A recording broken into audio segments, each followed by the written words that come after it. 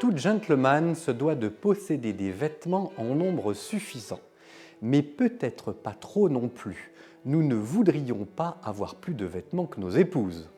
Mis à part bien entendu l'immense collection de cravates dont on étouffera discrètement la précieuse et généreuse existence.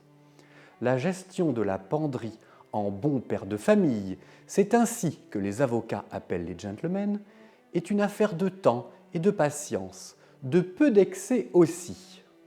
Il est au moins nécessaire de posséder un costume par jour ouvré. Au sommet de la pyramide se trouve le costume gris anthracite, une nuance très foncée mais pas noire. C'est le modèle le plus formel, celui que vous devriez porter pour être présenté à la reine d'Angleterre. En dessous, dans l'ordre protocolaire, se trouvent à égalité les modèles gris moyen et bleu marine. Les petits chevrons ou les motifs caviar peuvent égayer la surface de l'étoffe en donnant un effet d'échelle visible de près, fondu de loin. Les rayures sont intéressantes mais représentent une étape supplémentaire.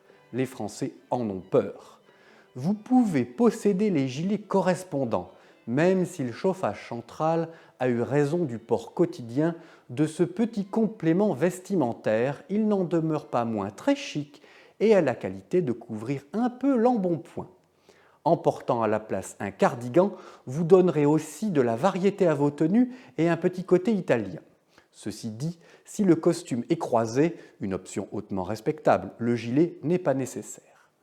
Au-delà, quelques autres costumes pourront être un peu plus amusants. Oh, bien sûr, un amusement raisonnable et raisonné, gris ardoise ou bleu Air Force, voire prince de Galles.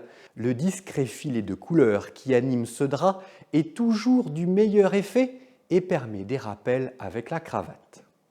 En dehors de ces costumes polyvalents et de bon ton, il est idéal de posséder un ou deux costumes spécifiquement coupés pour l'été, un beige ou un gris clair par exemple. Et le même nombre pour la campagne. Les tweeds sont nombreux et vous trouverez toujours quelques beaux chevrons fondus ou un beau carreau fenêtre. L'avantage ultime de ces complets de campagne est de pouvoir parfois porter la veste seule avec un beau pantalon de velours par exemple. Avec une garde-robe si réfléchie, vous êtes alors paré à toutes les situations.